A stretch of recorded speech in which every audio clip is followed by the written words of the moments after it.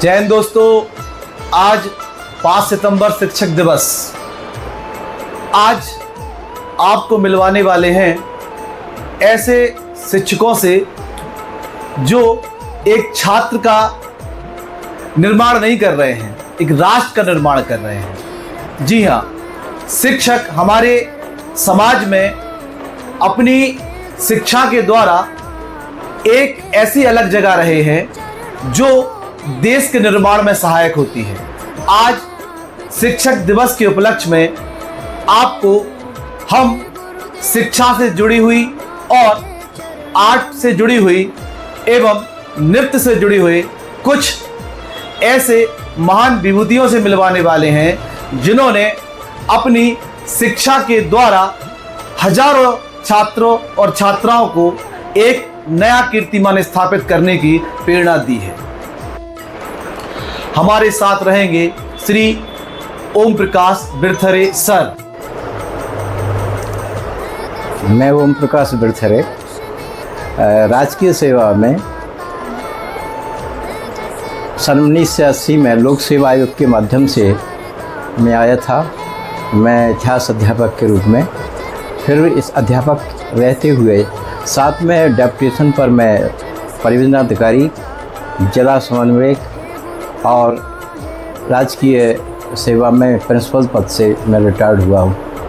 लेकिन राजकीय सेवा के साथ साथ कला के क्षेत्र में मेरा बहुत बड़ा क्षेत्र रहा है। 71 जब ललितपुर में जब जिला नहीं बना था तब पहली एग्जीबिशन जो है यहाँ पर इंदु प्रकाश एरन थे एसडीएम साहब, उनके समय में एक बहुत बड़ी एग्जीबिशन मैंने आयोजित की थी और तब से मैं लगातार यहाँ ललितपुर में चित्रकला के क्षेत्र में विभिन्न क्षेत्रों में कार्य करते हुए बहुत सारी एग्जीबिशन हो आई। हाल ही में दिल्ली में भी बहुत सारे शहरों में भी हमारे एग्जीबिशन प्रदर्शित हुई और ख़ास तौर पर दिल्ली में जो एग्जीबिशन लगी थी उसमें मुझे बुंदेलखंड गौरव के सम्मान से सम्मानित किया गया था। वैसे तो बहुत सारी संस्थाओं ने सम्मानित किया है। कला के क्षेत्र में मुझे 50 साल हो गए कार्य करते हुए। ऐसी कोई विधा नहीं है जिसके क्षेत्र में काम किया हो। जब फ्लैक्स नहीं था तो बड़े बड़े कटआउट्स, बड़े बड़े जो बोर्ड होते थे जिसमें बड़ी बड़ी पिक्चर्स बनती थी और ख़ास तौर पे किसी नेता के लिए और किसी विशेष हस्ती के लिए जो 30-30, 40-40 फुट के चित्र हुआ करते थे। ख़ास तौर पे जो चर्चित विषय जो हमारा चित्र रहा वो रहा हनुमान जी का चित्र, जो करीब 7-8 पीस में तबन में आज भी लगता है। वो बहुत ही बड़ा चित्र है, करीब 30-35 फुट का ऊंचा होगा चित्र। वो एक विशेष चित्र रहा। बाकी तो लैंडस्केप है, पिक्चर कंपोजिशन है, इलस्ट्रेशन है और बहुत सारी जो विधाएं हैं। ख़ास तौर पे जो मेरा विशेष कार्य क्षेत्र रहा वो पोर्ट्रेट रहा। और पोर्ट्रेट एक ऐसी विधा है कि बहुत सबसे क्लाइमैक्स की विधा होती है। क्यों कि अगर व्यक्ति का चित्र एक्यूरेट नहीं बनता है तो उसमें मेहनत का और कितना टाइम लगा उसका कोई अर्थ नहीं रह जाता है। तो पोर्ट्रेट मुझे कुछ पता नहीं है, हज़ारों पोर्ट्रेट मैंने अभी तक बनाए होंगे। वर्तमान में मैं 2014 में मैं प्रिंसिपल से पद से रिटायर्ड हुआ हूँ। अब जैसे एक शेर है कि मेरी प्यास बुझा दे तू जानू, वरना तू समुंदर है तो किस काम का। आप बहुत अच्छे टीचर हैं, बहुत अच्छे ज्ञानी हैं, आपके पास बहुत सारी विधाएं हैं, बहुत ज्ञान है, लेकिन अगर बच्चों को नहीं दे पाए और आप अपने साथ ले गए तो आपने बच्चों का तो नुकसान किया ही, साथ ही आपने अपने साथ सारी जो विधाएं और विद्या ले गए, उससे देश का भी नुकसान हुआ।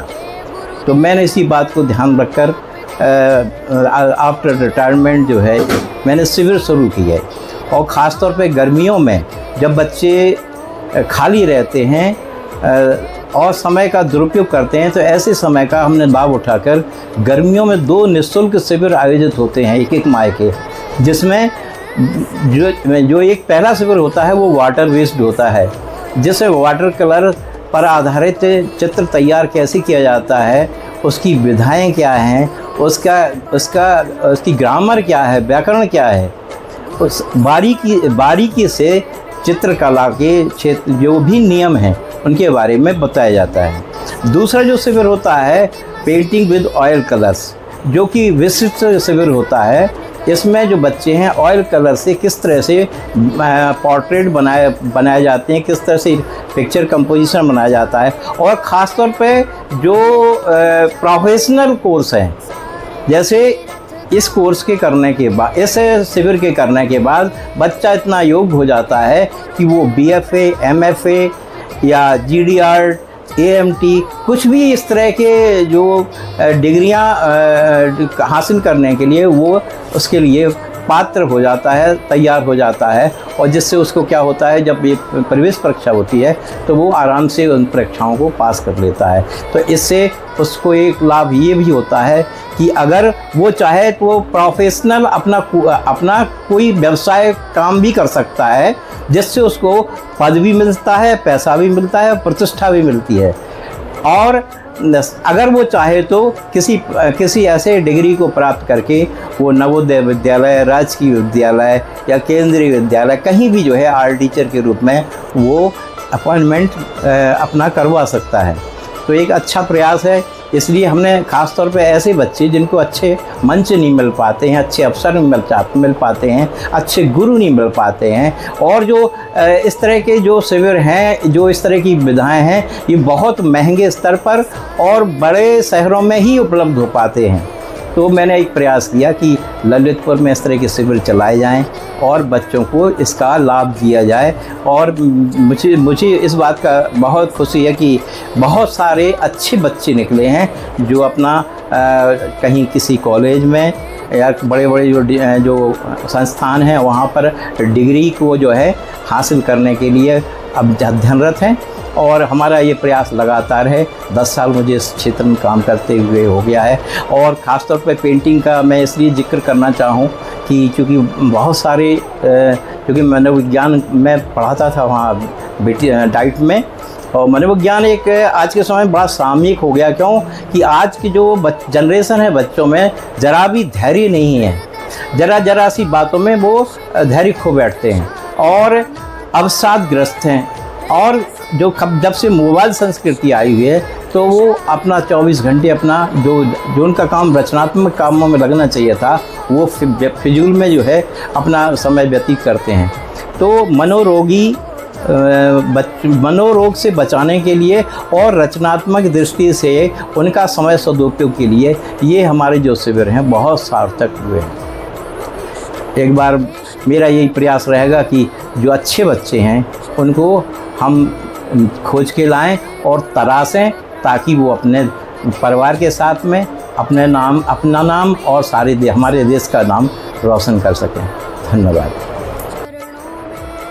हमारे साथ हैं श्री ओम प्रकाश बिरथरी सर, जो किसी भी परिचय के मोहताज नहीं है। लेकिन आपको बता दें कि बिरथरी सर के ऊपर माँ सरस्वती की ऐसी विशेष कृपा रही है कि जनपद ललितपुर के साथ साथ पूरे भारतवर्ष में बिरथरी सर अपनी आर्ट और चित्रकला के माध्यम से जाने कितने अवार्ड जीतकर इस ललितपुर की धरा को दिए हैं। तो आज बिरथरी सर से पूछना चाहते हैं कि बिरथरी सर, आज इस कंप्यूटर टेक्नोलॉजी और AI के युग में चित्रकला के साथ क्या आज का स्टूडेंट न्याय कर पाएगा? आज के शुभ अवसर पर मैं सभी को शिक्षक दिवस पर बधाई देता हूं और आशा करता हूं कि बच्चे जो अपने लक्ष्य के लिए अध्ययन कर रहे हैं वो अपने लक्ष्य को प्राप्त करें। गुरु का अर्थ होता है, गु का होता है अंधकार और रू का होता है प्रकाश की ओर ले जाने वाला। तो गुरु जो होता है वो अंधकार से प्रकाश की ओर ले जाता है। हम गुरु हैं तो हमारा दायित्व हो जाता है कि जो हमारे सामने एक मिट्टी के रूप में जो भी बच्चा आया हुआ है उसका समाज और देश काल परिस्थिति के अनुसार उसका निर्माण करें, ताकि वो अपने विद्यालय, समाज और देश के लिए उपयोगी साबित हो। हमें ऐसा उसका चरित्र निर्माण करना है कि आने वाले भविष्य में जो भी नई टेक्नोलॉजी आए, जो भी नए चैलेंजेस आए, उसका वो सामना कर सके। जैसा कि आपने प्रश्न किया कि एआई के समय में क्या वो कर पाएगा। देखिए, जैसे कि मैं चित्रकला की ही बात करूं कि आज जैसे गूगल आ गया है तो हमें बहुत सारी समस्याओं का समाधान तुरंत मिल जाता है। चाहे वो प्राचीन काल की जो चित्रकला का समय रहा हो, चाहे वो वर्तमान हो और चाहे भविष्य का हो। आज जिस तरह का जो प्रयोग किए जा रहे हैं समाज चित्रकला के क्षेत्र में, तो उसका जो विवरण है वो हमें गूगल से मिल जाता है। और एआई टेक्नोलॉजी के माध्यम से तो इतना नए नए ऐसे प्रयोग किए जा रहे हैं कि मैं खुद हतप्रभ हूँ। अभी आप खुद देख रहे होंगे साधारण रूप से जो मोबाइल्स पर जो है, जो भगवान कृष्ण के, राम के या अन्य जो स्वरूप, इतने सुंदर सुंदर स्वरूप और गाथाएं देखने को मिल रही हैं कि मैं समझता हूँ कि चित्रकला में जब बहुत ही जो हम अंतर जो महसूस करते थे उस आनंद को, वो आज एआई के माध्यम से हमें प्राप्त हो रहा है। तो एआई एक बहुत अच्छी, हर क्षेत्र में टेक्नोलॉजी का एक प्रयोग आज एक बड़ा चैलेंज के रूप में आया हुआ है। क्योंकि मेरा बेटा भी इस इंजीनियरिंग क्षेत्र में है, वो भी इस समय जो है इसको सीख रहा है। क्योंकि जब आपको रहना है और वर्तमान परिस्थितियों में काम करना है तो जो भी नई टेक्नोलॉजी होगी वो आप जो है उसको सीखना पड़ेगी। और जैसे जैसे टेक्नोलॉजी आ रही है तो वो आपको कुछ नया ही दे रही हैं। और जो काम बहुत पहले बहुत टाइम लगता था, अब वो तुरंत हो रहा है। जो ज्ञान आपको बहुत ढूंढना पड़ता था वो तुरंत मिल जाता है। तो कोई भी ज्ञान खराब नहीं होता है, हमें प्रयास करना है। प्रयास में हो सकता हो कि हमको थोड़ी सी निराशा मिले। जैसे किसी पत्थर की छत्ती को हम हथौड़ा मारते हैं और 50वीं ठोकर में वो टूटती है, तो इसका मतलब ये नहीं कि वो 49 हथौड़ी जो हमने मारी थी वो बेकार है। तो प्रयास तो जीवन में करना पड़ेगा और एक ना एक दिन अगर लक्ष्य हमारा सही होना चाहिए। आज मैं जो देख रहा हूँ कि ख़ास तौर पे अभिभावक जो है, जैसे टैगोर ने कहा था कि जो बच्चा जैसा है उसको वैसा ही बनने दो।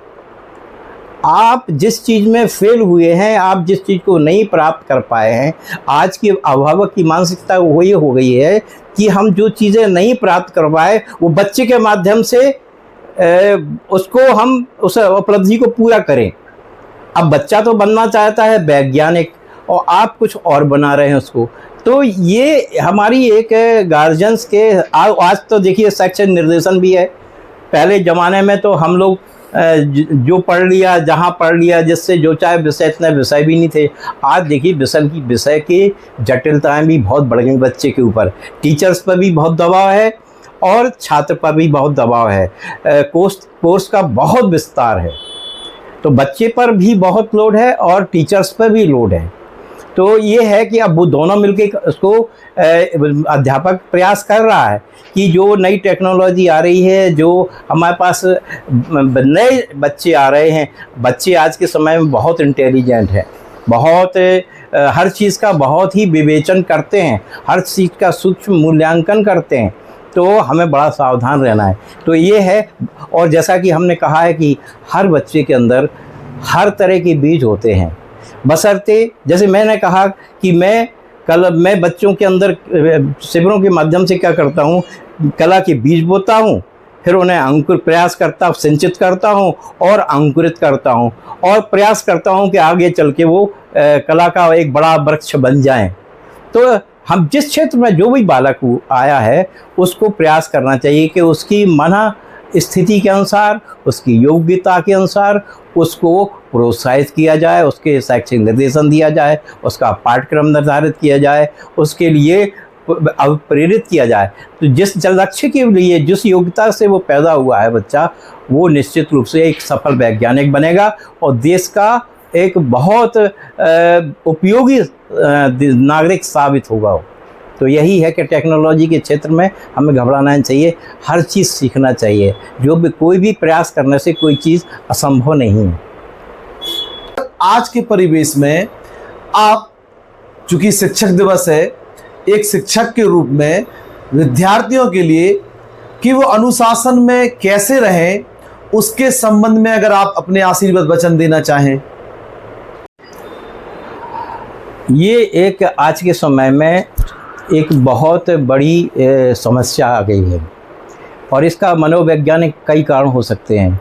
परिवार से भी हो सकता है, माता पिता का व्यवहार भी हो सकता है, जिस विद्यालय में वो बच्चा गया है वहाँ उसके अनुरूप पढ़ाई का स्तर नहीं है, या टीचर्स का अपेक्षित ध्यान देना भी हो सकता है।